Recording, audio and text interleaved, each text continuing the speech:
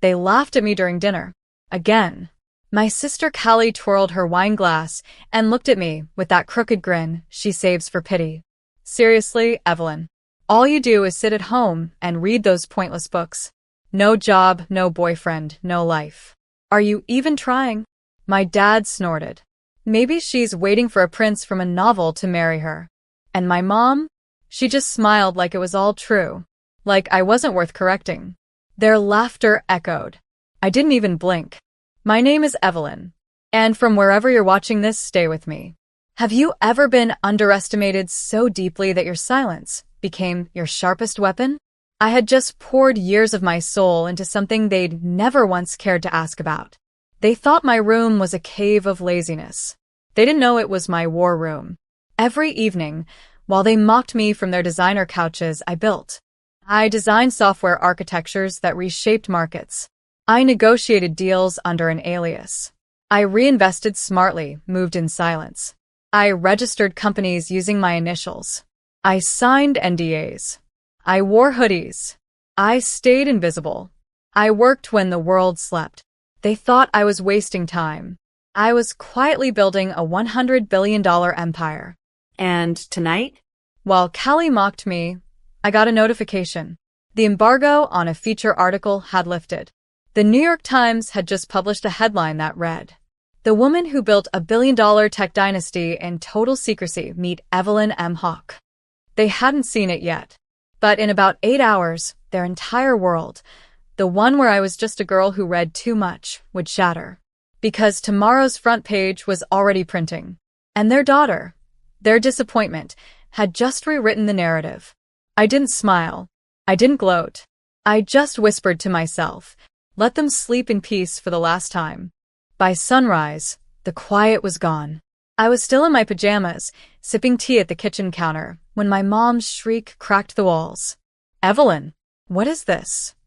She stormed in, waving the newspaper like it was burning her hands. The photo on the front showed me, my real self, standing beside a supercomputer in a facility they never knew existed. Callie came running in behind her, still in her silk robe, mascara from last night smudged across her face. "Is this a prank? Evelyn, what is this crap?" I didn't answer. I just reached out, took the paper gently, and placed it on the counter like it was any other morning. "I told you," I said quietly. "Books aren't pointless." My dad walked in next, his face pale. He didn't speak. He just stared at the headline like it had insulted him personally. The silence was thick. Then Callie laughed bitterly. "There's no way this is real." You? "You can't even talk to a waiter without stuttering." She used a fake name. My mom snapped. "It says here she hid her identity. Evelyn M. Hawke? You're Evelyn Moore. What the hell is going on?" I stood up slowly. The M is for more. I used a variation so I could build in peace. So I could create without your voices in my head. Without your pity, your pressure, or your constant reminders that I'm not enough. I walked past them, every step heavy with the weight of years they dismissed me. "You told people I was unemployed," I whispered to my dad. "You said I was your greatest disappointment." He opened his mouth. No words came out. I didn't need them. They weren't losing a daughter that day. They were meeting the woman they never bothered to see. And while they drowned in confusion and regret, I got dressed. I had a press conference to attend. It was time the world met me on my terms. But not before I sent Callie one text. "Still think books are pointless?" The hotel ballroom was packed. Cameras flashed. Reporters shouted my name like it had always belonged in lights. "Ms. Hawke, is it true you own Black Nova Systems? Did you really reject a $9 billion acquisition offer from Titan Tech last year? How did you hide it all for this long?" I smiled calmly. My silence wasn't secrecy, I told them. It was survival. For years, I operated behind aliases. Founded 11 companies. Merged 4. Invested in biotech, AI, sustainable infrastructure. I made billionaires look like interns. And every night I returned to that same childhood room, where they thought I was just reading. After the conference, I didn't go home. I checked into the Kingsworth, top-floor penthouse, full skyline view. My assistant had already stocked it with everything I liked: fresh peonies, peppermint tea, my favorite novels. Freedom didn't feel like champagne. It felt like breathing without permission. That night, my phone blew up. Dad called 8 times. I didn't answer. Callie sent a string of messages. "So proud of you, sis. Can we talk?" I didn't mean what I said about the books. Funny how fast mockery turns to flattery when there's money involved. But what got me wasn't the desperation. It was the pattern. Suddenly they remembered me, now that the world wanted to. My assistant knocked gently. "Your mother's downstairs," she said. "She says it's urgent." I stared at the door. For a second, I felt the old tug, the child inside me who still wanted a mother's warmth. But I was no longer that girl. She'd been burned too many times. "Tell her," I said slowly, "that Miss Hawk doesn't receive guests without an appointment." The assistant nodded. And as the door clicked shut, I realized something else. It wasn't revenge I craved. It was release. And the more they knocked, the freer I became. The next day, they showed up at my office. Not the modest childhood home they always praised. No, this was a glass tower that touched the clouds. 29 floors of power. They stood in the lobby like strangers, my parents and Callie, dressed in their best, pretending they belonged. The receptionist didn't recognize them. "Do you have an appointment?" she asked politely. "We're her family," my mother snapped. "Tell her it's urgent." I watched it unfold through the camera feed in my office. They looked so small, so misplaced. I let them wait an hour, then another. Then I sent an assistant down with a single envelope. Inside it was a letter, handwritten. It said, "You ignored me when I had dreams. You laughed at me when I had plans. Now that I have power, all you want is proximity. But love isn't retroactive. You don't get to show up at the finish line when you booed every mile I ran." I watched them read it. My dad's face flushed with shame. Callie blinked fast, trying not to cry. Mom gritted her teeth, like it was an insult. But I wasn't trying to insult them. I was trying to explain what they never tried to understand. I wasn't the shy girl anymore. I was the storm they created and underestimated. Later that evening, my dad finally texted. Just one sentence. "Come home, Evelyn. We'll talk like a family." I typed my reply slowly. "You made it clear for years. I was never really family." Then I turned off my phone. Because that night, I had a dinner meeting with the governor. And for the first time in my life, I didn't need to be understood. I just needed to be heard. And now the whole world was listening. 2 weeks later, my story went viral. Podcasts, op-eds, speaking invites. I wasn't just a CEO anymore. I had become a symbol. The girl they dismissed had built an empire. The daughter they silenced had a voice louder than headlines. But with fame came pressure. Everyone wanted to know more. How did I do it? Why did I hide? And where was my family in all of this? I kept it vague. A complicated upbringing, I'd say. Sometimes, silence is the best teacher. But then, Callie tried to flip the narrative. She went on a talk show, full hair and makeup, crocodile tears shining beneath studio lights. "I always believed in my sister," she said. "She was just so private. We didn't know how brilliant she was." Then came the dagger. "We supported her, always. As a family." I stared at the screen in disbelief. Support? This was the same girl who once flushed my college application down the toilet and laughed when I cried. The same girl who told her friends I was mentally unstable because I stayed home to code. She was trying to rewrite history in real time. I didn't speak out publicly, but I made a decision. I called up a documentary director who had pitched me a few days earlier.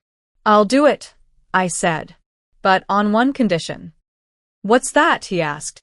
"I want every page of every journal I ever wrote, every humiliation, every moment they laughed, shown exactly as it happened." And I gave him access to the journals, to the CCTV footage from my childhood bedroom, to every receipt that proved I built it alone.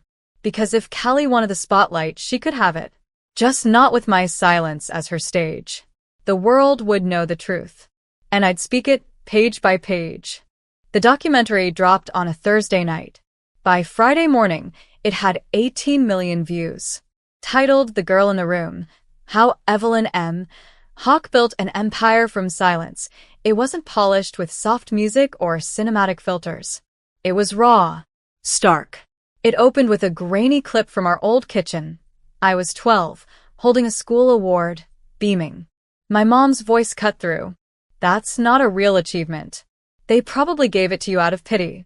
Then another clip, Callie at 16, smirking as she ripped pages out of my journal on camera. She thinks writing will save her. She's so weird. She laughed. I didn't.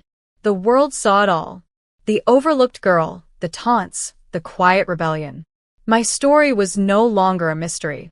It was evidence. And the backlash came swift. Brands dropped Callie from her influencer deals. My dad was forced to resign from his country club board after sponsors saw clips of his "just a disappointment" speech. And my mom? She released a statement calling the documentary edited and out of context. But the damage was done. I didn't celebrate. I just watched. Quietly. The same way I had watched them for years, when they celebrated without me, mocked me at dinners, smiled in public, and tore me down in private. This wasn't revenge. This was revelation. And still, they didn't understand. That night, Callie showed up at my condo building. Security called. She's downstairs, they said. She looked upset. I walked to the window and looked down. There she was, shoulders shaking, holding a tablet. From that height, she looked like the girl I once shared a room with. The same girl who cut the heads off my dolls and blamed me for being too sensitive.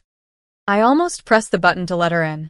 But then I remembered the final journal entry I wrote at 17. They do not deserve your peace just because they've run out of war.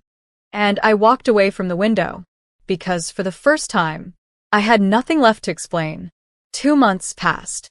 I didn't hear from them again. The headlines faded. The noise quieted. But my life? It soared. I inked a $600 million research deal with Stanford, launched a mentorship program for girls in underfunded schools, and bought the entire block where I once had to walk past neighbors whispering, "Poor Evelyn, she'll never make it out." I didn't look back until one letter changed everything. It was hand-delivered. No return address. Just my name, written in trembling script. I recognized it instantly. My mother's handwriting. Inside was a note. No apologies. No excuses. Just one line. "Your father had a stroke. He keeps asking for you." I sat with that sentence for hours. The same man who once said I was dead weight now clung to my name like it was medicine. I didn't cry. I didn't rage. But I remembered. I remembered standing outside his locked office door at 14, hoping he'd review my coding notebook. He never opened it. Never even looked at me. Just shouted, "Go read your silly stories somewhere else." And now? Now he wanted my presence like it could undo the years. I didn't visit. But I sent something. A copy of my book. The memoir that had just hit #1. Titled, Pointless Books, How I Built a $100 billion Empire in a House That Told Me I'd Be Nothing. Inside, I scribbled a note on the front page. "You always said I was wasting my time. Turns out, I was just investing it in the only thing that truly mattered, me." I don't know if he read it. I don't know if his hands could even turn the pages. But I know this. For once, he had to sit still and absorb my voice. No interruptions. No corrections. Just me. On every page. The call came 3 weeks later.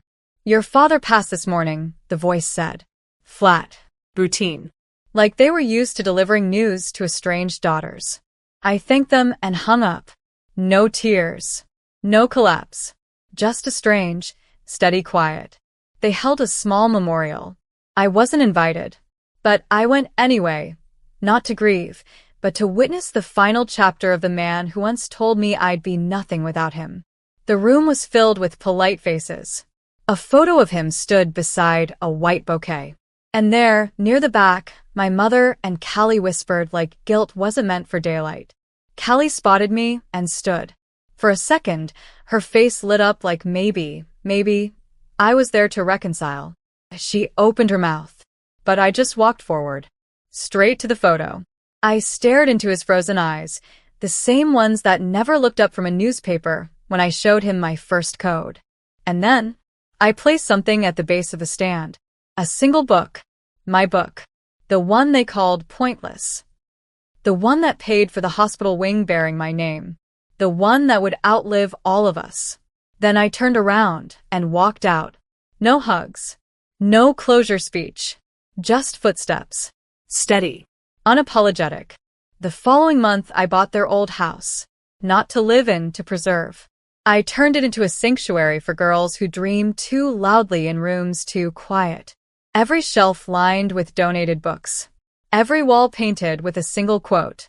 They said books were pointless. Turns out, they were the blueprint. And every time someone asked me how I made it, how I survived, I smiled and said, I read. Then I wrote. Then I built. Alone. And when they looked at me like I was a miracle, I whispered softly, No. I'm just what happens when you leave the quiet girl with a mind of fire and a room full of fuel.